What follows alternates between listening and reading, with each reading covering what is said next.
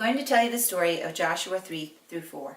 The exegetical idea is that the Israelites must both memorialize and teach, not only their children, but others, how God faithfully carried them across the Jordan River into the Promised Land. This story takes place after Moses and the Israelites escaped from Egypt into the wilderness. And God told the Israelites that He would lead them to a land full of milk and honey that He would give to them, and that He would dispossess from before them the people who lived in those lands. When Israel arrived at the borders of Canaan, the Promised Land, they were afraid to go in.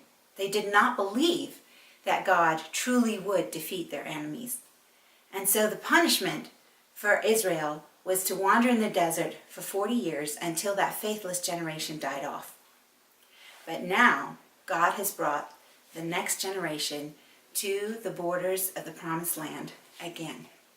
And He's commanded the armies of Israel, led by Joshua, to cross over the Jordan River and to take the land.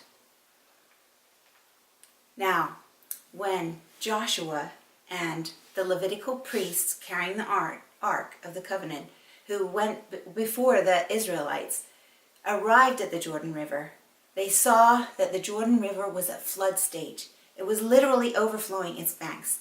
And what's so interesting about that is that the Jordan River was actually a series of terraces going down into the ravine. And at flood stage, it was completely full to the top.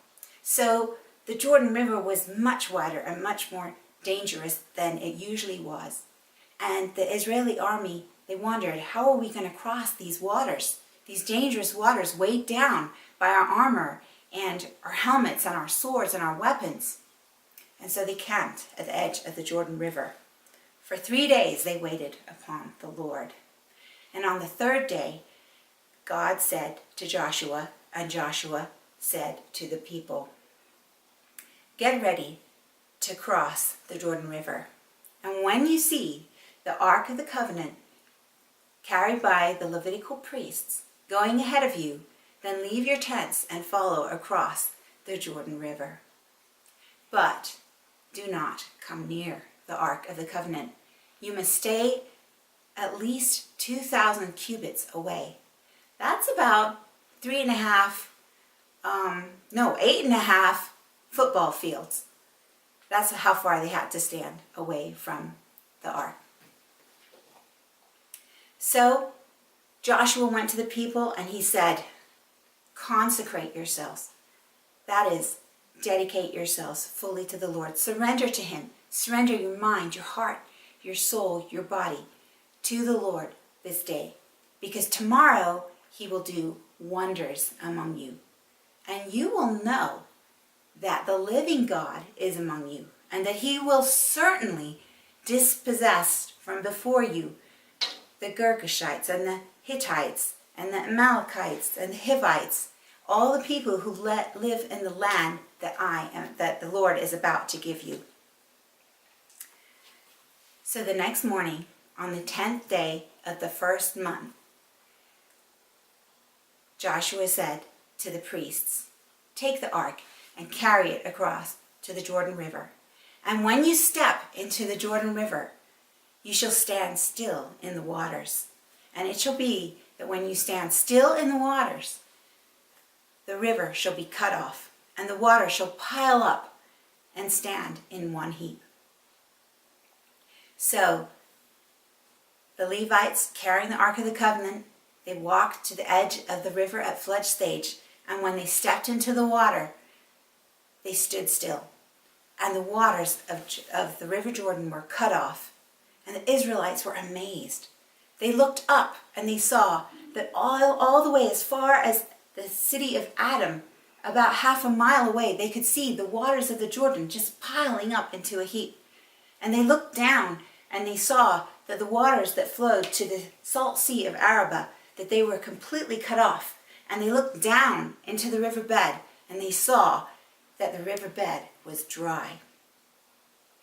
And so Israel, all 40,000 fighting men of Israel, crossed down into the riverbed and up the other side and they crossed safely onto dry land.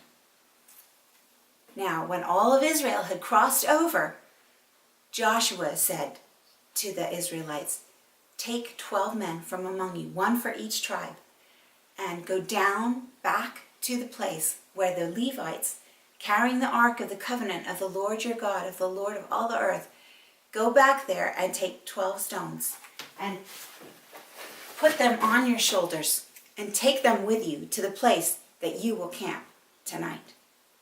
And it shall be that when your children see these stones, they will ask you, and they will say, 'What do these stones mean to you?'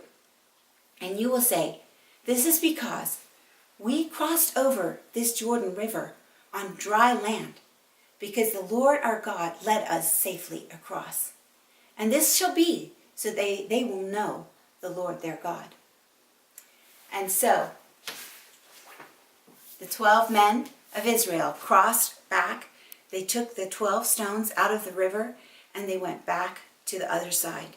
Then Joshua went down into the river and he took 12 more stones, and at the place where the priests were standing with the Ark of the Covenant, he built a memorial there near the far bank, so that when the river receded, when the floodwaters went down, anyone could see that pile of memorial stones, and they could ask the Israelites and say, "What do these stones mean to you?" And the Israelites could say, "These are to remind us that the Lord God took us on dry land across Jordan into this land that he has promised us."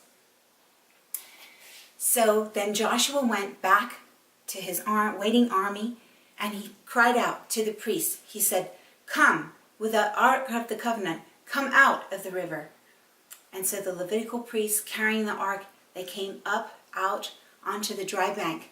And the moment they set foot upon the other side of the river Jordan, the mighty waters came crashing down from the city of Adam and filled the riverbed and overflowed its banks again. That night they camped in Gilgal. And those 12 stones Joshua set up as a memorial. And he reminded the people again. He said, "Remember that when your children one day ask you, 'Fathers, what do these stones mean to you?' you shall say to them, 'This is because the Lord your God, the Lord of all the earth, he cut off the river Jordan so that we could cross safely into the promised land on dry land.' And this is so that you will tell not just your children, but also the peoples of other nations, that they may know that the hand of the Lord is mighty."